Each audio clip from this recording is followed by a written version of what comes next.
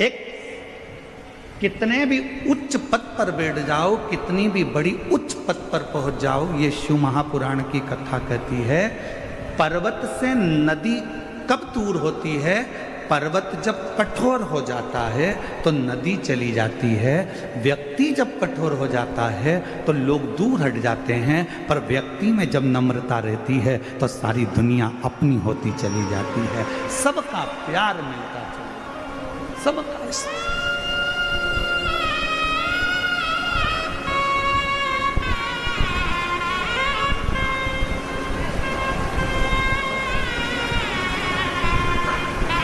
और हम भोले बाबा जी से यही प्रार्थना करते हैं, माननीय वीके पाटिल जी से, कि शिव जी की कृपा आप पर ऐसी ही बनी रहे और आपका नम्रता ऐसी ही बनी रहे। शिव जी की ऐसी करो, ऐसी नम्रता जीव को करीब लाती,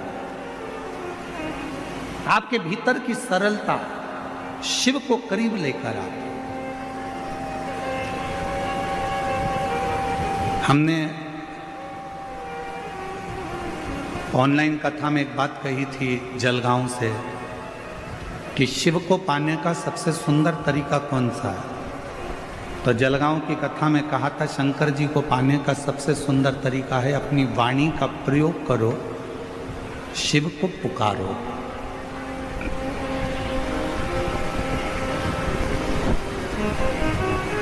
भगवान देवादिदेव महादेव को पाने का सबसे सुंदर तरीका है भगवान का भजन करो। शिव जी को पाने का सबसे सुंदर तरीका है एक लोटा जल, सारी समस्या का हल, शिव को प्राप्त।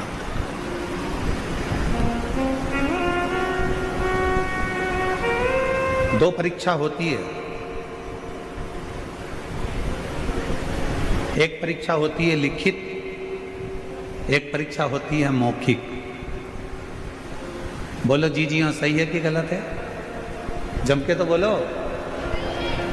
दो परीक्षा होती है, एक परीक्षा होती है लिखित परीक्षा,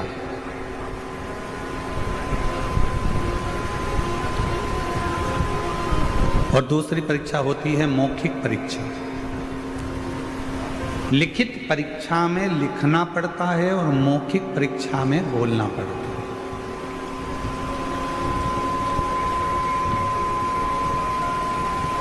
लिखित परीक्षा में नकल हो सकती है, लिखने वाली परीक्षा में आप थोड़ी बहुत नकल कर सकते हो, नकल हो सकती है, पर मौखिक परीक्षा में नकल नहीं होती, उसमें तो आपको सामने बैठकर बोलना पड़ता है। मौखिक है।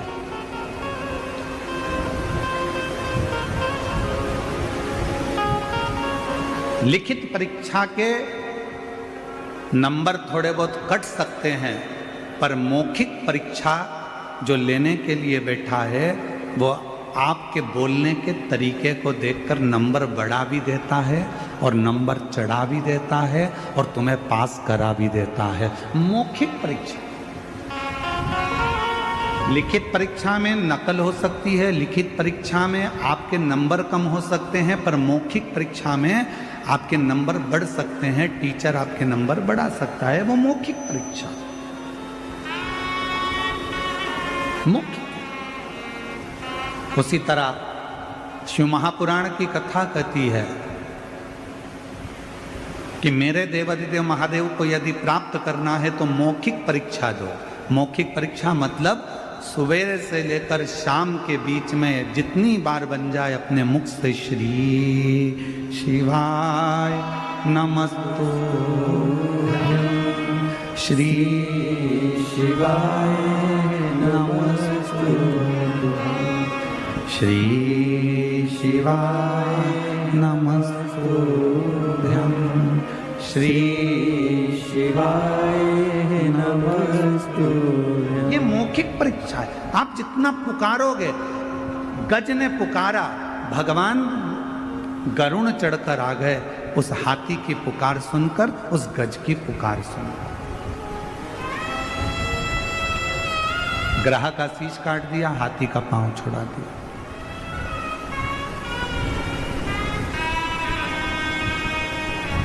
एक चींटी भी अगर पुकारती है, भगवान दौड़ कर आते हैं। एक जीव भी जरा सा पुकारता है, भगवान दौड़। ये मौखिक परीक्षा है।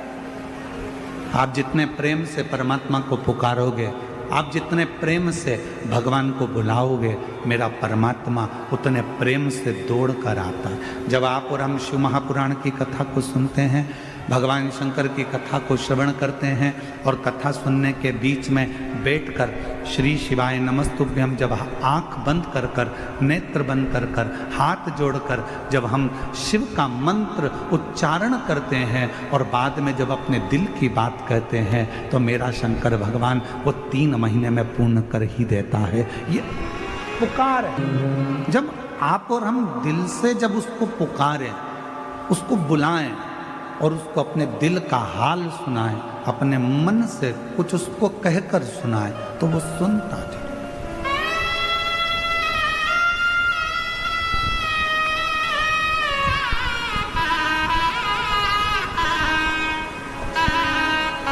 आप अपने मन का भाव कहो उसको, आप अपने दिल का भाव कहो उसको।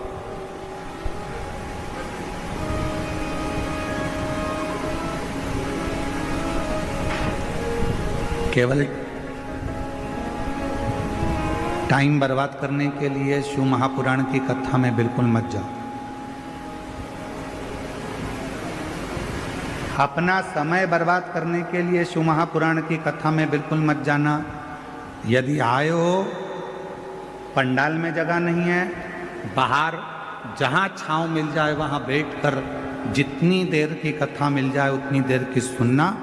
जब उठकर जाओ वहाँ से आरती हो जाए, वहाँ की भूमि को नमन करना, मिट्टी को अपने सिर पर लगाना, प्रणाम करना, प्रार्थना करना, बाबा बड़ी आस लेकर आया हूँ तेरे दरवाजे पर, मेरी ये कामना है बाबा पूर्ण करना।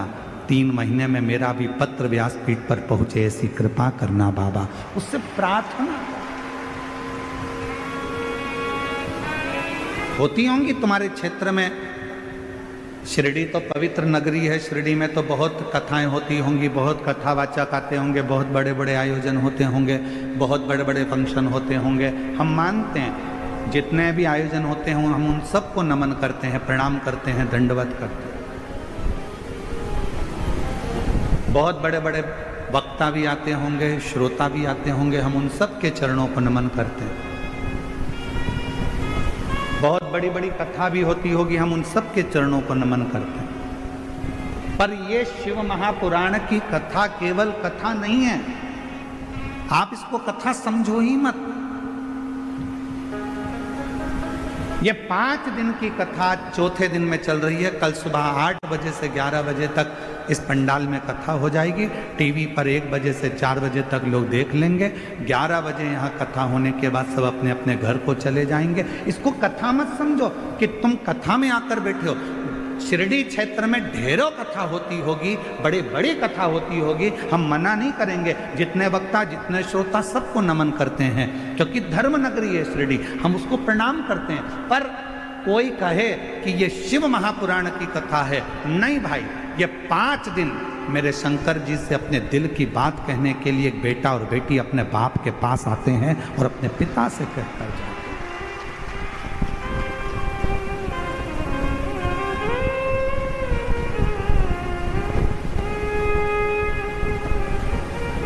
पहले मोबाइल नहीं होते थे, फोन नहीं होते थे, एसटीडी बूथ होते थे। बोलो सही है कि गलत है? अरे जम के तो बोलो। ना फोन होते थे, ना मोबाइल होते थे, एसटीडी बूथ होते थे।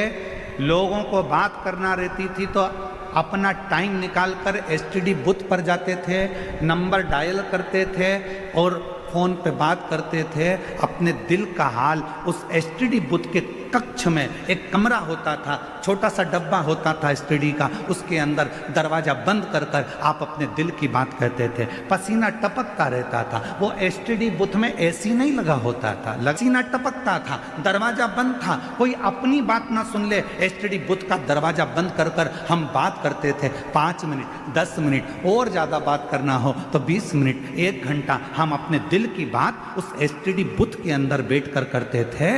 उसी तरह जैसे पहले फोन नहीं होते थे, पहले मोबाइल नहीं होते थे, तो लोग एसटीडी बूथ में जाकर बात करते थे अपने दिल की, जिससे करना होती थी। उसी तरह आज भी ये शिव महापुराण का जो पंडाल है ये एसटीडी बूथ है, और आप अपने अपने घर से आकर परमात्मा से बात करते हो।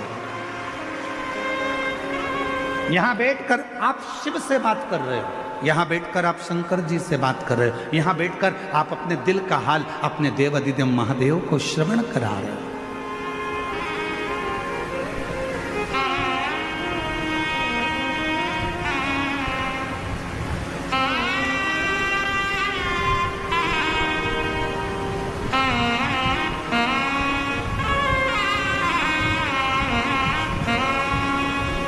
कई बच्चे कहते हैं गुरुजी आप चले जाते हो तब आपकी बहुत याद आती है, हम आपको बहुत मिस करते हैं। हम कहते काय को मिस करते हो? हम कहीं थोड़ी ना चले गए। यदि आपने शिव महापुराण की कथा को श्रवण करा है तो तुम्हारे कानों के माध्यम से हम तुम्हारे हृदय में हमेशा बैठे हैं। मिस नहीं, वित हैं हम, मिस वाले नहीं हैं कि हम आप हमको मिस करें ना, हम तो आपके साथ।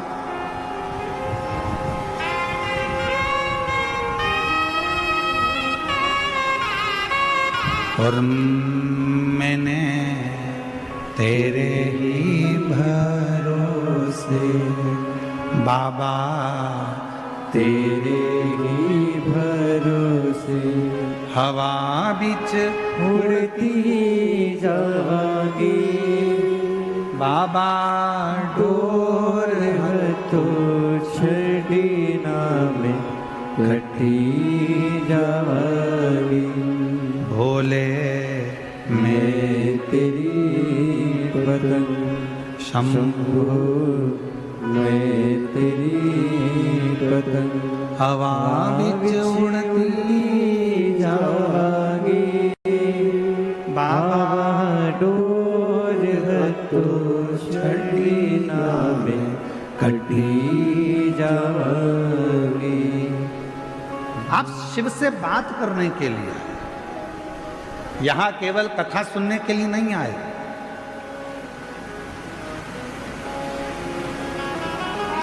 कथा तो आप अपने घर पर बैठकर टीवी पर भी सुन सकते थे। बोलो बोलो, सही है कि गलत है? घर पर बैठते टीवी पर कथा सुन लेते, पर लाखों की संख्या में आप लोग आए हो। ये पंडाल इतने बड़े बड़े, अगर इन पंडालों को सीधा सीधा लगा दिया जाए तो लगभग 4 किलोमीटर से 5 किलोमीटर दूर तक के पंडाल हैं ये, जिसमें आप बैठे हो। अब इन पंडाल के बाहर भी लोग बैठे हुए हैं, पीछे भी लोग बैठे हुए हैं, दाएं बाएं जहां गुना भी लेते हैं। खुशी में केवल आप और हम गाने सुनते हैं, और जब दुख आता है तो गाने सुनते हैं, पर गाने के जितने बोल होते हैं उन बोल को अपने ऊपर हम महसूस करते हैं। दुख आया, तकलीफ आई, कष्ट आया, तो गाने के जो बोल हैं उसको हम अपने ऊपर महसूस कर रहे हैं। कहीं चोट लग गई दिल में, हृदय में किसी ने धोखा दे दिया और गाने सुन रहे, दिल के अरमा आंसुओं में बह गए, तो अपने ऊपर महसूस कर रहे हैं मेरी पूरी जिंदगी बर्बाद कर दी मैंने, कितना अच्छा, कितना साथ दिया था और मेरा पूरा जीवन। उस गाने के बोल को हम अपने ऊपर महसूस कर रहे हैं।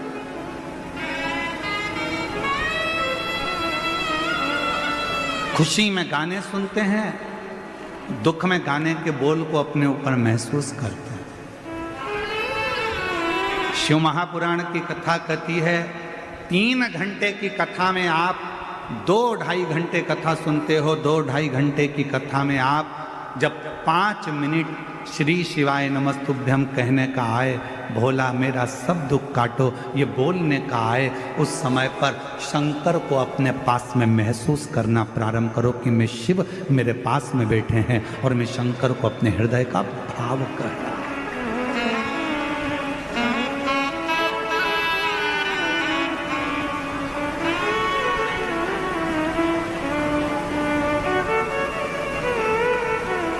महसूस करना। और महादेव नमन चरणों में स्वीकार कीजिए, सबका किया है मेरा भी उद्धार कीजिए, उद्धार कीजिए। हे त्रिपुंडधारी, हे त्रिशूलधारी। भगवान शंकर को अपने दिल का भाव कहो, अपने मन की बात कहो, भगवान शंकर को अपने हृदय का भाव कहकर सुनो, अपने हृदय का भाव। और जब भगवान देवाधिदेव महादेव को अपने हृदय का भाव कहोगे तो वो स्वीकार करेगा, स्वीकार। केवल इसको शिव महापुराण की कथा मत करो,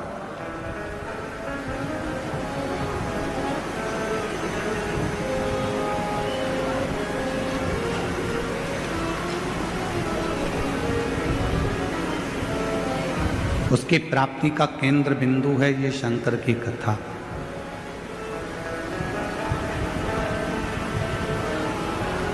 पहले कथा में कहा हेलीपैड देखकर हेलीकॉप्टर नीचे उतर जाता है।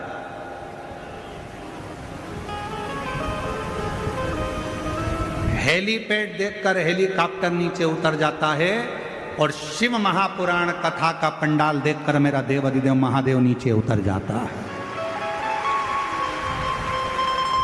मेरा शिव आता है। अब आप उसको पहचानो ना पहचानो ये आपके ऊपर, आप उसे जानो ना जानो ये आपके ऊपर, आप किस भाव में उसको भज रहे हो ये आपके ऊपर।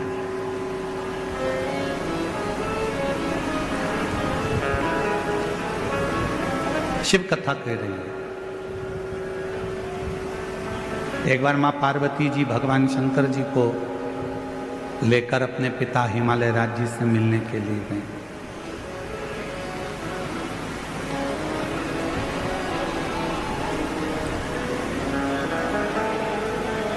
और माता पार्वती जी भगवान शिव को लेकर जब अपने पिता हिमालय राज जी से मिलने के लिए गई तो हिमालय राज कहीं गए हुए थे। हिमालय राज वहां पर थे नहीं।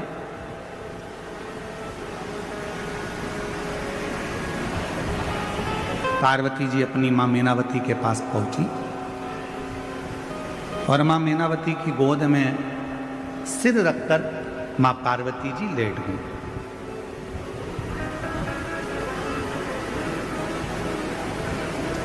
कुछ देरी हुई और कुछ देरी के बाद हिमालय राज आ गए और हिमालय राज जैसे ही आए तो पार्वती जी उनसे जाकर गले लगे। शिव महापुराण की कथा कहती है बेटा मां को प्रिय होता है और बेटी बाप को प्रिय होती है। बेटी की प्रियता बाप को हो, बाप को हो।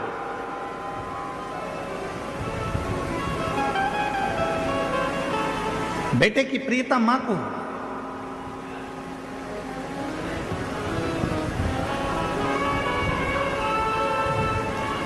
अगर बेटे को कुछ चाहिए होगा ना तो सबसे पहले वो अपनी मम्मी से कहेगा मम्मा आई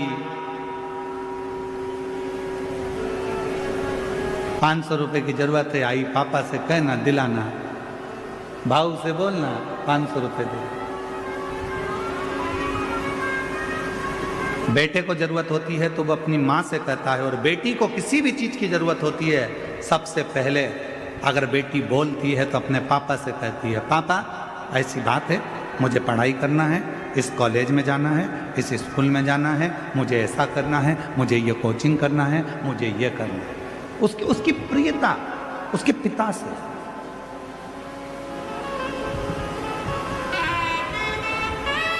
दुनिया के लोग कहते हैं कि बेटी की विदाई में सबसे ज्यादा माँ रोती है, पर शिव महापुराण की कथा कहती है कि बेटी की विदाई में सबसे ज्यादा रोता है तो उसका बाप रोता है, उसका पिता।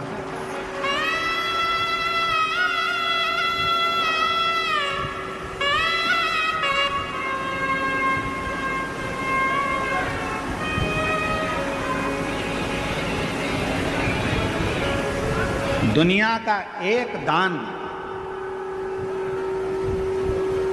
सबसे विचित्र दान है और वो है कन्यादान। दुनिया का एक दान